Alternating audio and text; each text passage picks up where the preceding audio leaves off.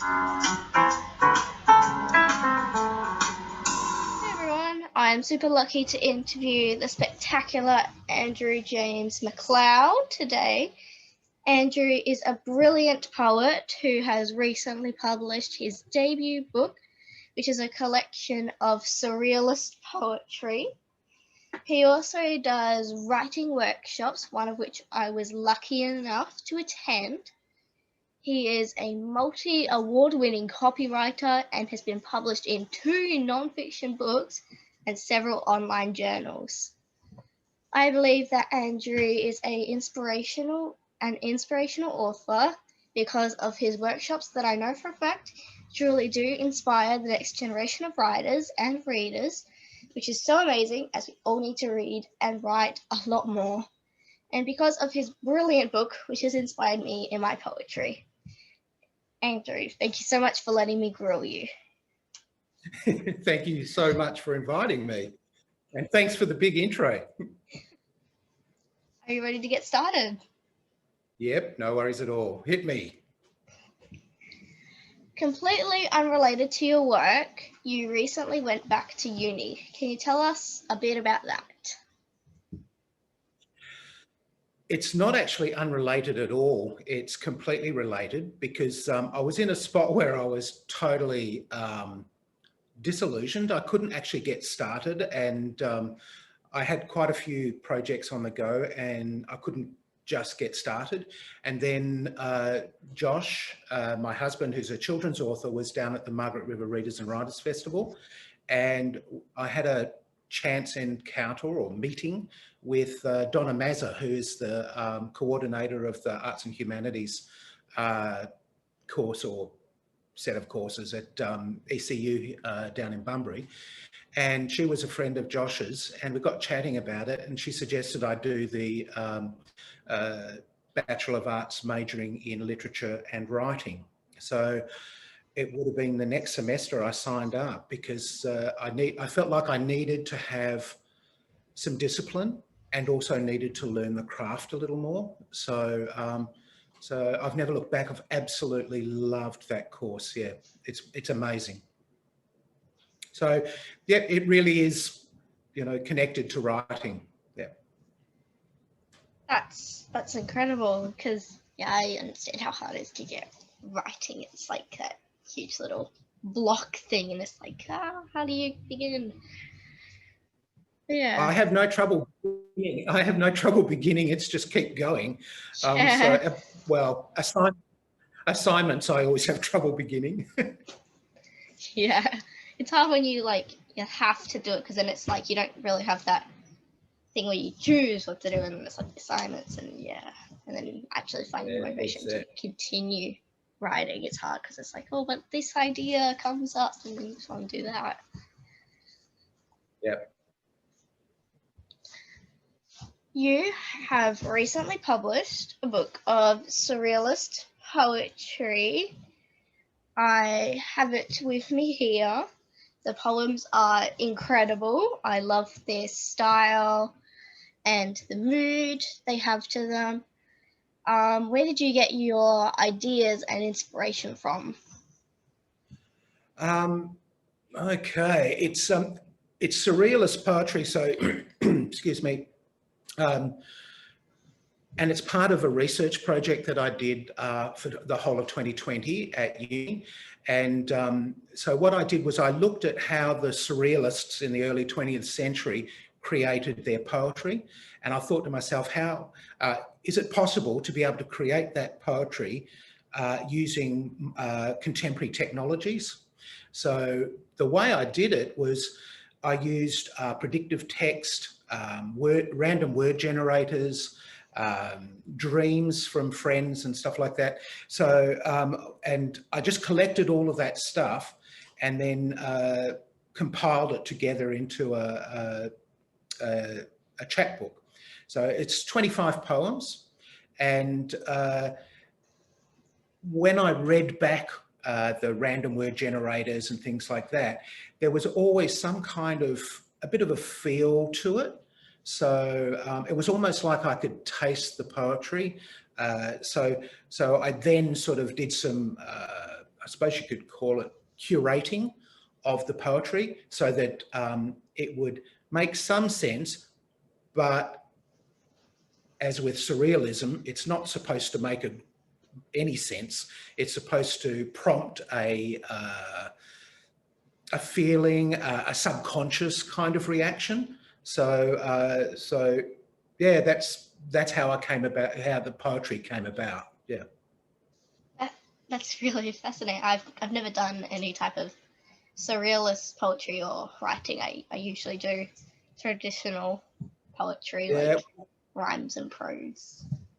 Some of the easiest ways you can do surrealist poetry is just get, say, a newspaper and cut out heaps of words, and then just take them randomly out of a hat and put them down on the page.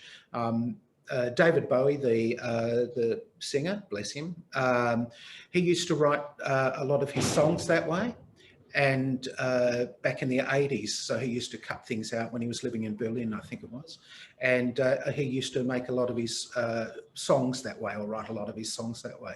So it's an interesting way to do it. And you might think it comes up as totally random, but when you lay it out, there's this idea that you go, oh, that kind of is heading this way, and then you can curate it and move it whichever way you want to go. I love that. That's so neat. I love it. But yeah, I loved reading the poems. Like they did kind of make like sense, but also not too much sense. So yeah, they were definitely amazing. I loved them. Yeah, I like the fact that you can make sense of it yourself, and it won't make the same sense as somebody else. Another question about your book, because I just can't get over how awesome it is. How are you feeling? How are you feeling now that it's out in the world and everyone can view it? It's really strange. I was. It's kind of like my first book, right? And yes, it is self-published, because not many people publish. Traditional publishers will do chapbooks, let alone surrealist chapbooks. So I self-published it, and so it was a strange feeling when I got the box of books, and I just went, wow, it's real. Putting it out there is kind of a bit scary as well, because you know, I don't know what people will think about the book, and by extension think about me, because it is all about me. But it's been well received from the people that have read it. A friend of mine over in Melbourne bought it, and it inspired him to do some crazy paintings, and yeah, using the similar sort of techniques and ideas, and he's been doing paintings, which is amazing. And yeah, so it's been great. I feel really good about it. But looking back at it, I think, oh, maybe I could have given it a different name. But all that means is that now I can actually do another one. So that's what I'm planning on doing, is doing another one, and just learning from the process of writing that one to do a better one, or a different one at least. Yeah, I completely understand what it's like to get that box of books. It's like, I finally got it. Because I remember when I first got Mysteries Made Mail, because I also self-published, and it was just like, yes, I got it finally. So yeah, so it's a great feeling, and I've got to do a shout out for the cover art. A friend of mine at uni, she's this amazing artist, Sarah McBride. And she painted that as, you know, it's a surrealist painting. And I asked her if I could use it as a cover, and she was very kind to let me use it. And yeah, I'm thrilled with it. It looks just great. Yeah, it's an amazing cover. I love the art. I love surrealist stuff. It's amazing. I've loved surrealist stuff since I was 11. When the first time I saw a poster, and when I say 11, it would be in I was born in 1972. So I saw it in some sort of hippie shop in Geraldton, and I just went, oh, wow, this is amazing. And so I bought it, and it was The Persistence of Memory.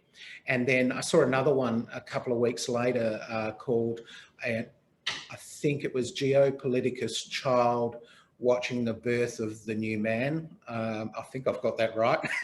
And I had them up in my, my very stark monastery monk-like bedroom on the walls, which was quite a contrast.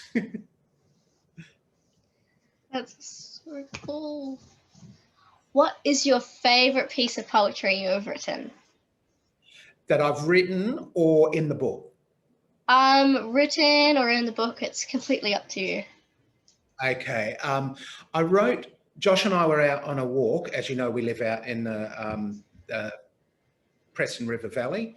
And so most mornings when we can, we take a walk up to the forest and back again. And I saw a Coke can on the road, or just off the side of the road, because quite often we'll take a bag with us and collect the rubbish, because some people just throw rubbish out their windows as they drive along. And I thought, I saw this Coke can and with a lizard's head stuck in it. And I just thought, and it was dead. And I just thought to myself, oh, it's like wearing a helmet. And I got really angry. So I wrote this piece called His, where is it? His, A Vision in 7 Parts. And so it's a bit of a critique of male culture, a male dominated society. So I'm a bit of a feminist in that part. But yeah, I had a go. So I wrote this poem, and yeah, I really, I think it came together really well. Yeah. So, and the other one, it's not really a favourite, but in the book, it's the one called Hope, which was sort of gives some hope. And in 2020, I think we all needed a bit of that. Yes, definitely. Yeah, I loved that poem too. I had 3 favourite poems out of your book, but I loved all of them, so it was hard to pick a favourite. And I was sitting there reading it, I'm like, how do I pick a favourite? Okay, shoot. Which ones? Which ones? I put bookmarks in them. I liked Truth because it was just really awesome. I also liked Food. I liked one called Food, and Subsequent was. Oh yes. Yeah. Because they were just, it was so unique in their own way, and all of them were so unique in their own way, and I loved all of them so much. Thank you so much. Thank you. Did you want me to read Hope? Yes, I would love that. Cool. All right. So it's not very long. Hope. Shipwrecked, home, salvation lost. Fingernails are fleeting, sadness less. Loveless smile for peace, for future. Islands of love tied to cancer, washed from happiness. Future peace, peace cliche for lost dreams. Life, life. Future's spring, spring eternal dreaming. Cures spring with fluent praise until finished. Waves wash life, wash future blessings. Awash with charity, surf temporary peace, friends despair, no strength in danger. So that was Hope. That's incredible. And I just realised that there wasn't so much hope in that last line. It's so powerful. I love it. Thank you. How did you find your passion for poetry and writing? How did I find it? I had a difficult childhood, so there was a lot of trauma in that, and so there was a lot of trauma, depression as I was growing up, a lot of fear, and I found that poetry was one of the ways that I could use it as like a pressure release valve to get it out of my head and onto a piece of paper. Also, it was a way I could disappear into something as well, into a different world where I had my imagination that I could draw on. I didn't write so much short fiction when I was younger, mainly poetry, and that was driven by trauma and depression and stuff like that. So I poured all of that out onto the page. But I always wanted to write something longer, and strangely, in the 1980s, actually, I think it was 1989, I broke my leg in a poetry accident, in a parachuting accident.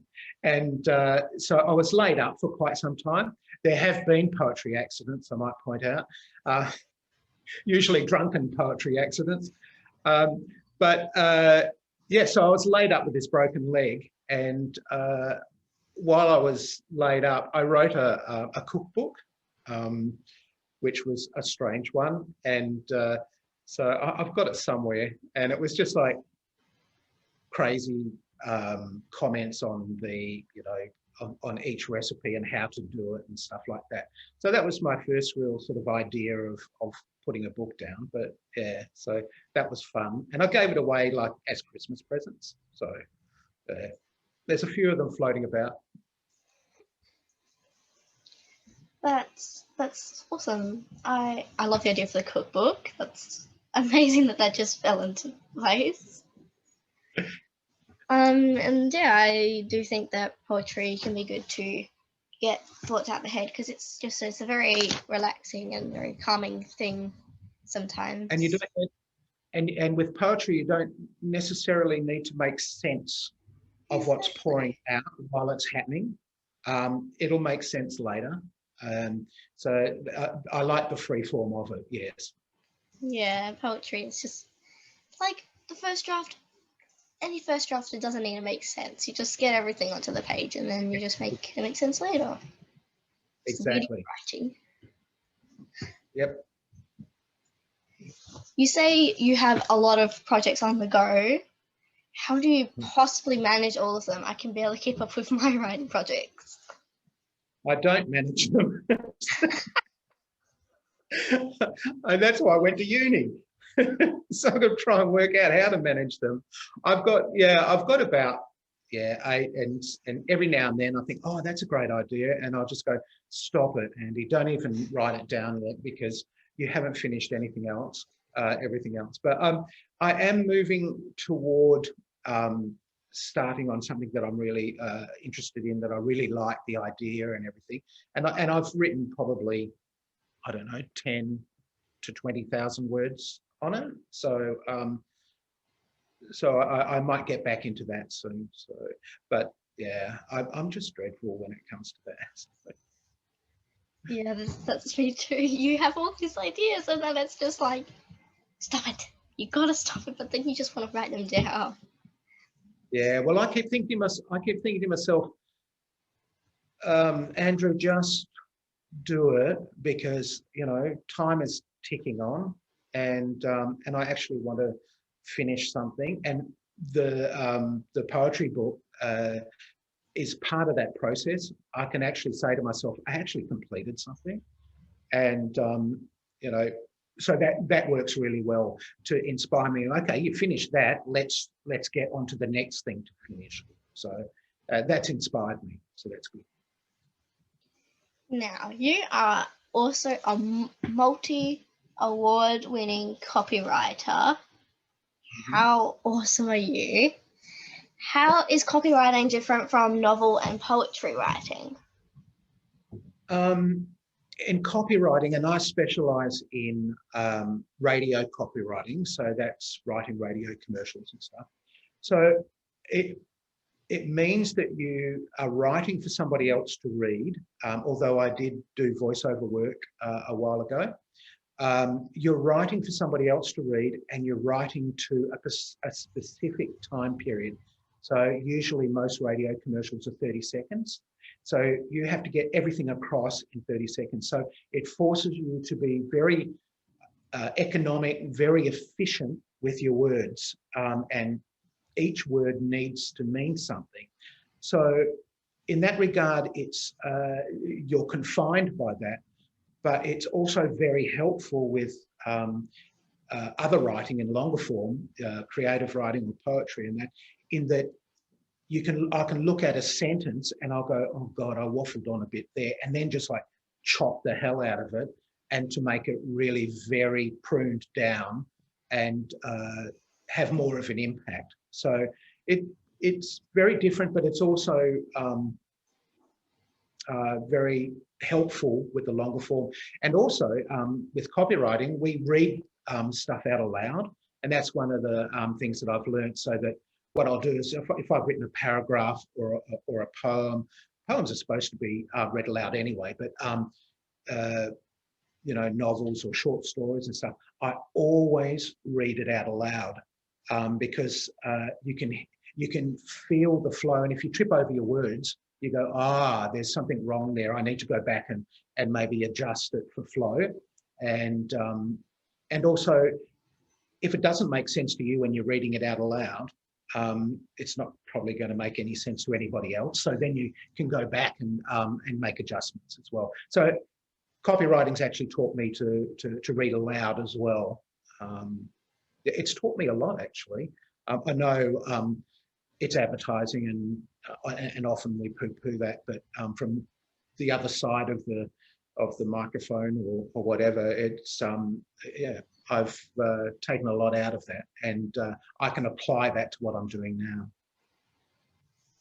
It's really awesome. I could never do copywriting because I could never write ads. I just love to really go on and on and on about stuff because I love description.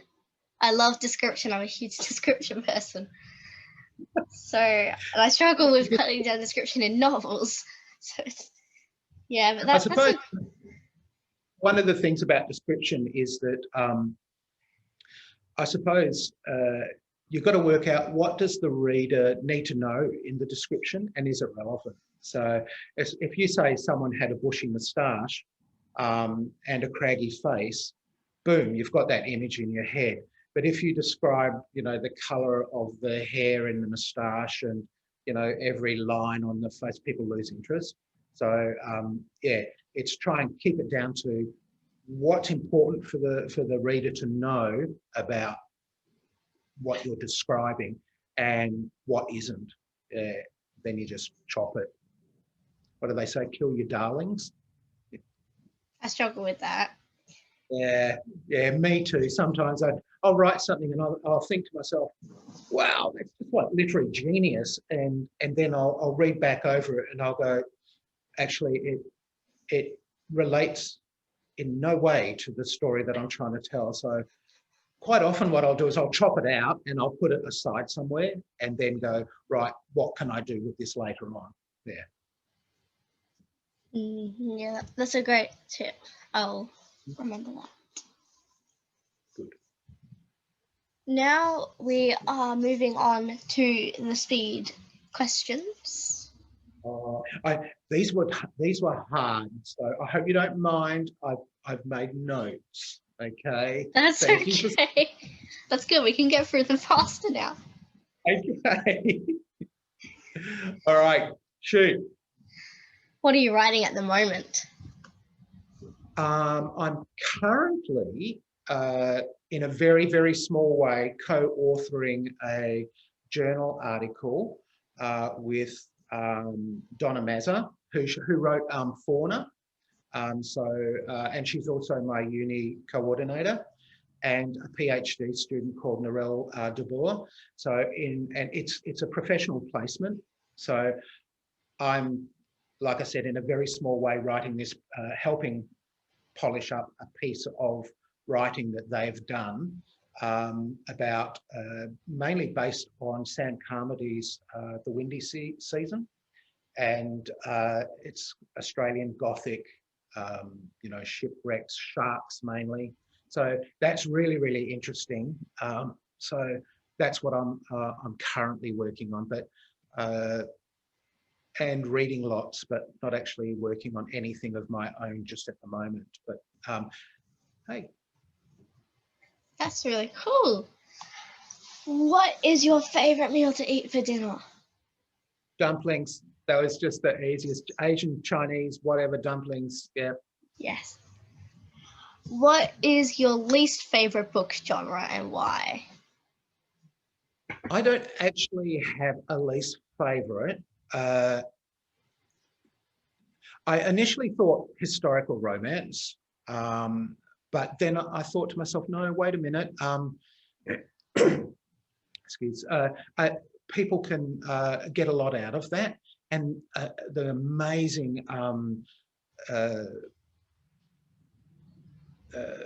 research that goes into those. And also when I first started at uni, we had a girl in one of our classes who was doing rural romance, and I thought, and I heard her read something out aloud one time. I thought, well, actually, that's pretty cool. So I don't really have a favorite one to hate, but I do like dystopia and magic realism and all of that sort of stuff. Yeah, sci-fi as well. Yeah. Love those two. Who was your favorite or most inspirational author from your childhood? I'm really glad that you sent this question, because I was thinking to myself, something that really stuck out was the writer or the writers of The Mote in God's Eye. And that was given to me as a Christmas present when I was quite young. And I didn't get to read it for a couple of years, and then I started reading it. And it was one of the best sci-fi books ever written. And of course, I didn't know it at the time, but one of the writers was Larry Niven, and the other name escapes me. But then I thought more deeply. I thought, well, did I read anything prior to that one?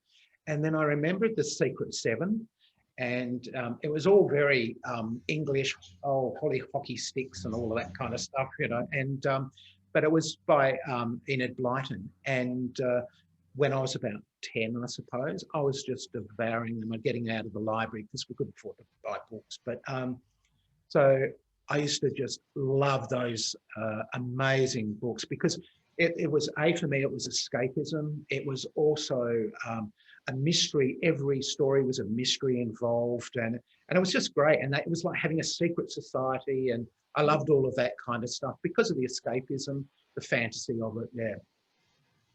So Enid Blyton. I never thought I'd ever say that. Which book character would you love to meet and why?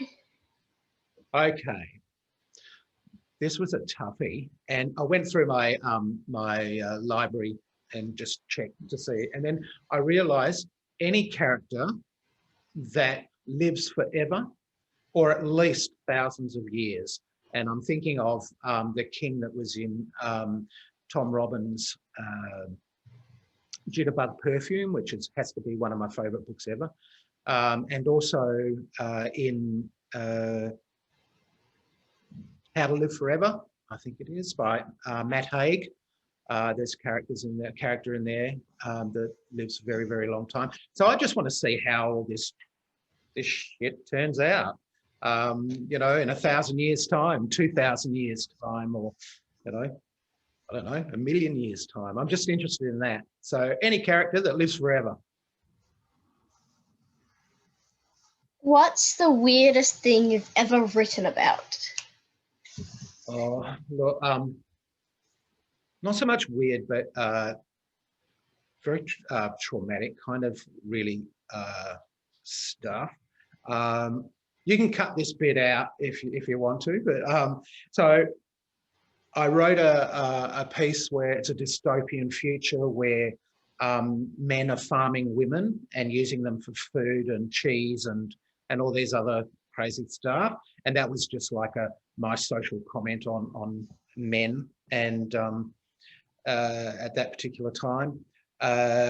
What else? There was, I had a character who got somebody that had treated them badly, and He paralyzed them and then kept them alive and then cut off their arms and legs and then painlessly, of course, and then took them and left them on the hospital steps. And another one where a guy has a car accident and he wakes up as Ernest Hemingway. So Ernest Hemingway is in his body. So that was a bit strange as well. So, but I like to push the envelope, and sometimes they're a bit macabre and a bit traumatic. But yeah, I kind of like that stuff. But I'm not insane, I might point out. I'm not insane.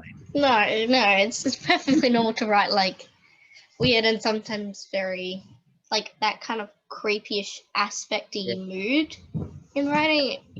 Like, yeah, it's kind of fun to push the boundaries of what you usually do. Yeah, I think so, yes. If you could go anywhere in the world and write about that place, where would you go? Too easy. Paris or Skopelos, which is a Greek island. Josh and I went there a few years ago now, and yeah, it's magnificent, Skopelos, but Paris. And we were supposed to be going there for our honeymoon last year, but no.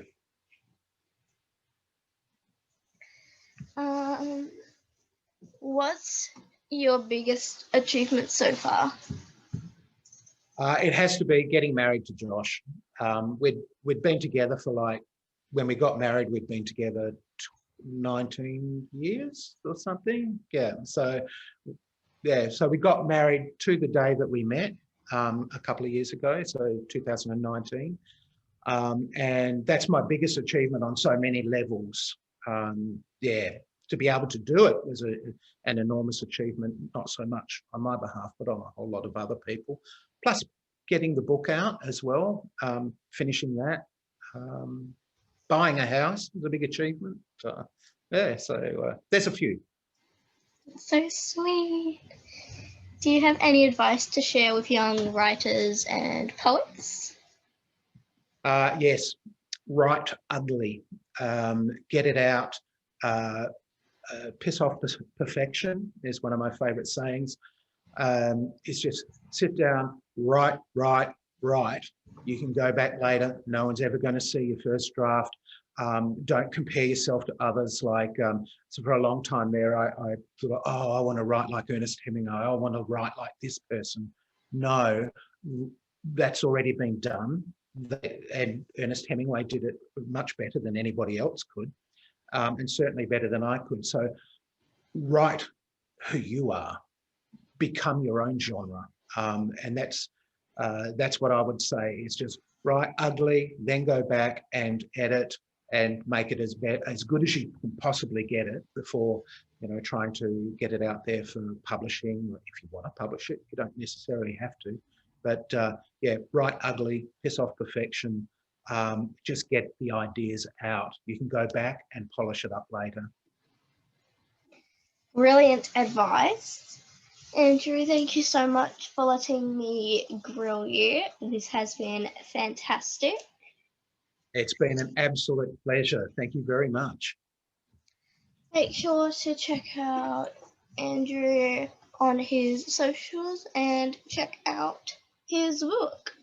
I will make sure to post the link. I've also got a website as well, so you can go to that. It's andrewjamesmacleod.com. And if you want to buy the book, you can actually buy it there as well. Awesome. Bye.